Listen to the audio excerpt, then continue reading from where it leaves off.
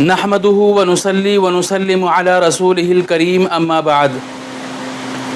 محترم سامعین، آج کل ہندوستان کے حالات کیا ہے اور برسر اقتدار حکومت کی طرف سے اور ان کے اراکین کی طرف سے جو لگاتار نبی کریم صلی اللہ علیہ وسلم کی شخصیت پر اور ان کی ذات پر بدزبانی کرتے ہیں، یہ اب حکومت کے اراکین کی طرف سے ایک سلسلہ بن گیا ہے۔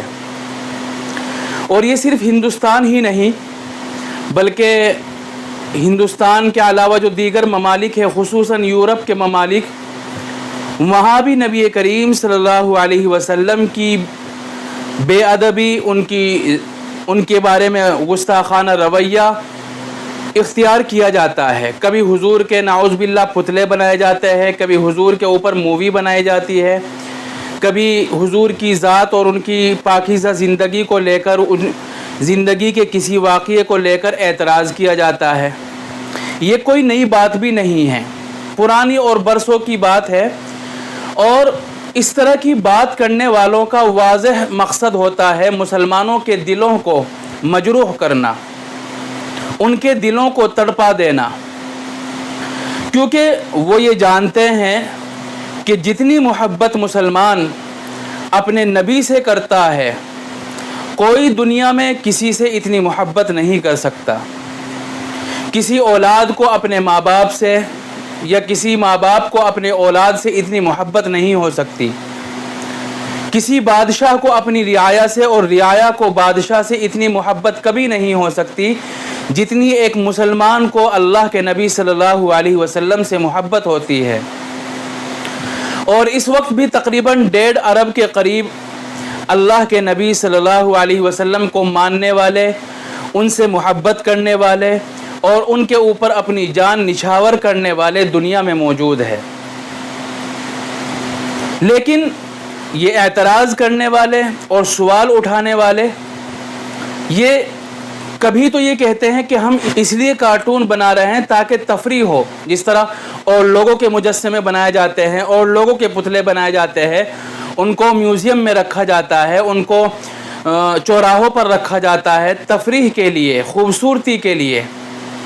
وہ اس انداز سے اور یہ دلیل لے کر وہ حضور کا مجسمہ بناتے ہیں، اور کبھی کہتے ہیں کہ ہم نے یہ بات اس لیے کی ہے کیونکہ ہمیں جمہوریت میں رہتے ہوئے ہر طرح کی بات کہنے کا اور کرنے کا حق حاصل ہے۔ جمہوریت کی آڑ لے کر وہ مسلمانوں کے دلوں کو اور حضور کے عقیدت مندوں کے دلوں کو مجروح کرتے ہیں۔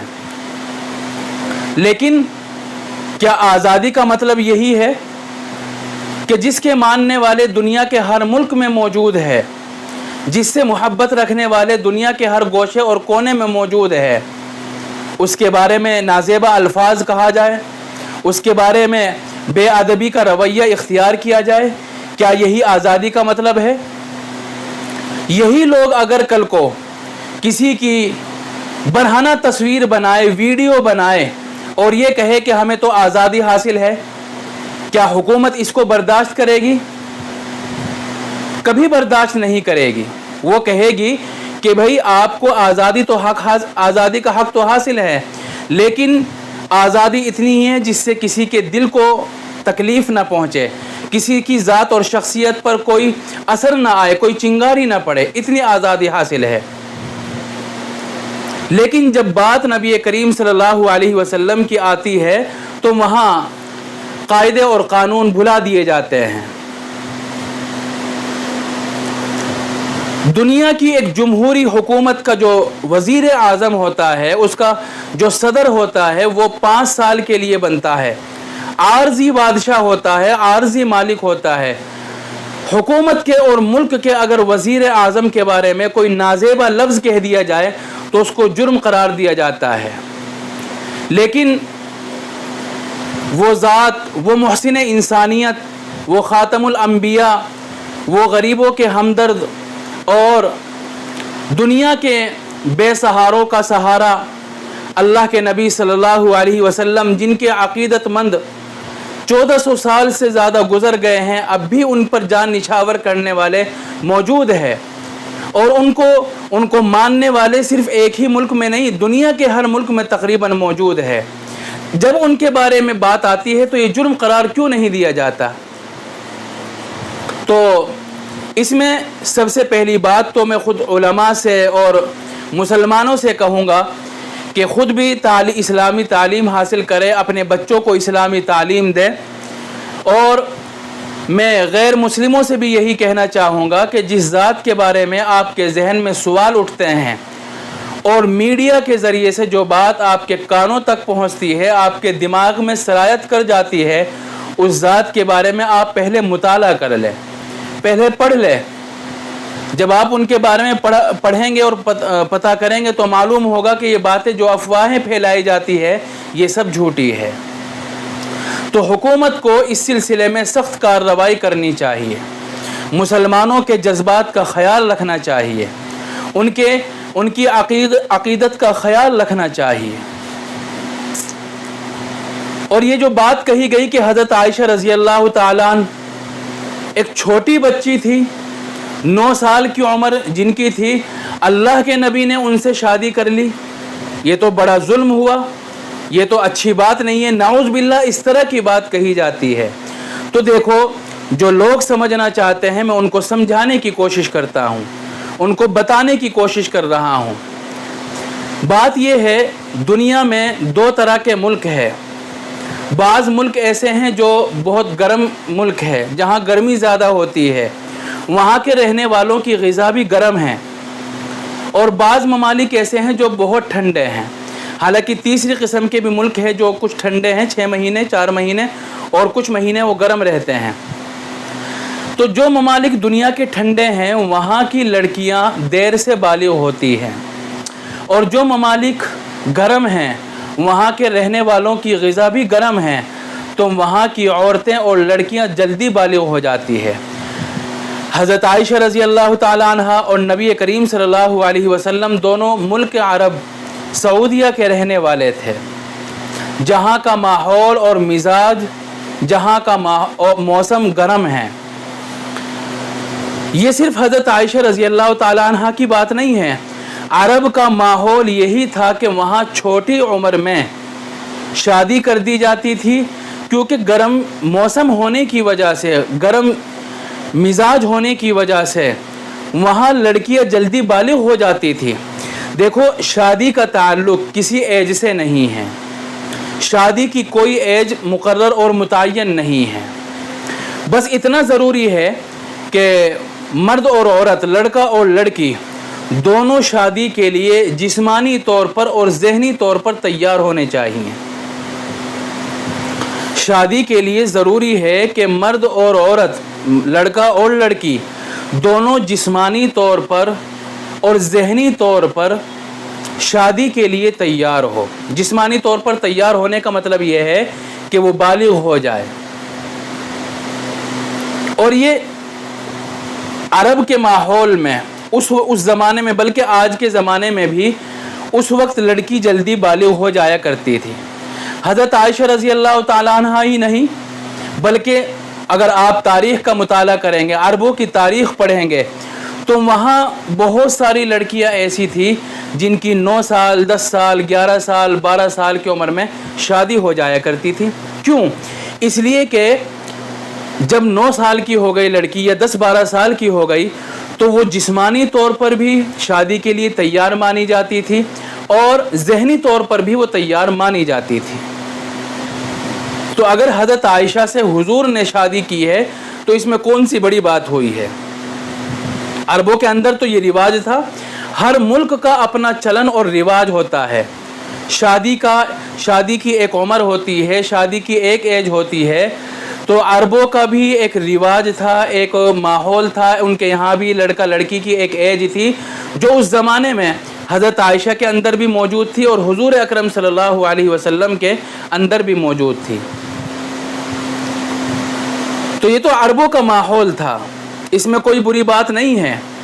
آج کے زمانے میں بھی بہت سارے ممالک ایسے ہیں جہاں پر لڑکا بڑی عمر کا ہوتا ہے اور لڑکی چھوٹی عمر کی ہوتی ہے، لیکن اس پر کوئی بھی اعتراض نہیں کرتا۔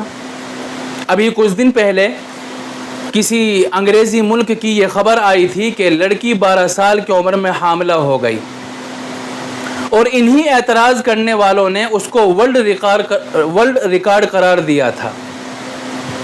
تب ان کے ذہن میں کوئی اعتراض نہیں سوجھا تھا، کوئی اعتراض نہیں آیا تھا، کوئی بات نہیں آئی تھی۔ تو حضرت عائشہ رضی اللہ تعالی عنہ اس وقت جسمانی طور پر اور ذہنی طور پر بالکل شادی کے لیے تیار تھی۔ یہ تو ہو گیا ایک نیچرلی طریقے پر بات کیا تھی۔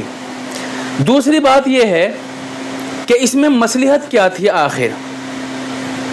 اللہ کے نبی صلی اللہ علیہ وسلم نے تقریباً 11 عورتوں سے شادی کی ہے، اور جس وقت حضور کا انتقال ہوا، حضرت حضور کے نکاح میں 9 بیویاں موجود تھیں، 9 بیویاں ازواج مطہرات حیات تھی اور زندہ تھی۔ لیکن حضرت عائشہ سے پہلے جتنی بھی عورتوں سے نکاح کیا، سب یا تو طلاق شدہ تھی، جن کو طلاق ہو گئی تھی، یا وہ بیوہ تھی۔ کوئی بھی ایسی نہیں تھی جو غیر شادی شدہ ہو، پہلے سے اس کی شادی نہ ہوئی ہو، یا تو اس کو طلاق ہو چکی تھی یا وہ بیوہ بن چکی تھی۔ صرف تنہا حضرت عائشہ رضی اللہ تعالی عنہ ایسی بیوی تھی نبی کریم صلی اللہ علیہ وسلم کی، ایسی زوجہ مطہرہ تھی کہ جن کی پہلے شادی نہیں ہوئی تھی۔ لیکن اس میں مصلحت کیا تھی؟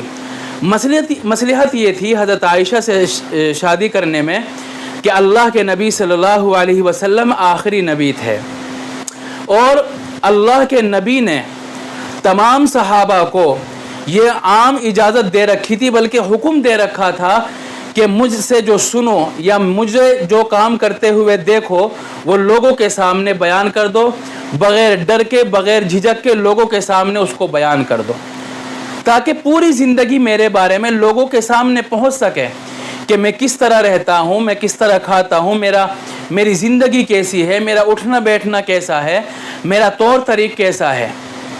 تو لوگوں تک اپنی زندگی کو پہنچانے کے لیے، خدا کا آخری پیغام اور دستور پہنچانے کے لیے حضور نے اجازت دے رکھی تھی کہ میرے ہر قسم کے عمل کو لوگوں تک پہنچا دیا جائے۔ اب حضور کی 2 زندگی تھی، ایک تو جو گھر میں تھی، جو عام صحابہ سے، عام لوگوں سے پوشیدہ تھی، اور ایک باہر کی زندگی، گھر سے باہر کی زندگی۔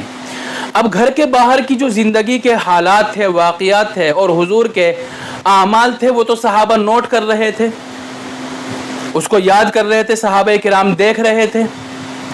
لیکن اندر کی زندگی کیسی تھی اس کے بارے میں باہر کے لوگ نہیں جانتے تھے۔ حضور اپنی ازواج کے ساتھ کیسے رہتے ہیں، کیسے سوتے ہیں، کیسے وہاں عبادت کرتے ہیں، رہن سہن کا طریقہ گھر میں کیسا ہے۔ تو اس کے لیے ایک ایسا آدمی چاہیے تھا جو بالکل ذہین ہو، ہوشیار ہو، اور وہ بالکل ایک نبوت والے گھر میں، پاکیزہ ماحول میں پلی پڑھی ہو۔ حضرت عائشہ چونکہ 9 سال کی تھی، ان کا پہلے سے کوئی بیک گراؤنڈ نہیں تھا، پہلے کی کوئی زندگی نہیں تھی، پہلے ان کا کہیں وقت نہیں تھا، بالکل صاف ذہن تھا، صاف دل تھا۔ اب ایسا آدمی جس نے دنیا نہ دیکھی ہو، جس نے پہلے سے کوئی ماحول نہ دیکھا ہو، اور وہ ڈائریکٹ حضور کے گھر میں چلی جائے، تو وہ حضور کے گھریلو زندگی کو زیادہ یاد رکھ سکتی ہے۔ حضرت عائشہ کے علاوہ جو ازواج مطہرات تھی، وہ پہلے کسی اور ماحول میں رہ کر آئی تھی، ان کا ایک بیک گراؤنڈ تھا، پہلے ان کی زندگی کہیں اور کسی ماحول میں تھی۔ تو اب وہ اندر جو حضور کی گھریلو زندگی تھی، اس کو محفوظ کرنے میں اور اس کو یاد رکھنے میں اتنی تیار اور پرفیکٹ نہیں ہو سکتی تھی جتنی ایک ایسی عورت ہو سکتی تھی جس کو پہلے سے کوئی ماحول نہ ملا ہو۔ اس لیے حضرت عائشہ رضی اللہ تعالیٰ عنہ سے حضور نے شادی کی، کیونکہ حضرت عائشہ رضی اللہ تعالیٰ عنہ انتہائی ذہین تھی، حضور کی ایک ایک بات کو نوٹ کرتی تھی۔ چنانچہ یہ مقصد حاصل بھی ہوا۔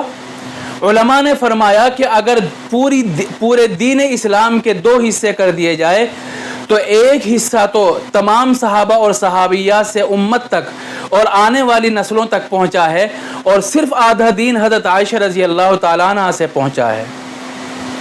اتنی ذہین، اعلیٰ قسم کی ذہین حضرت عائشہ رضی اللہ تعالیٰ عنہ تھی.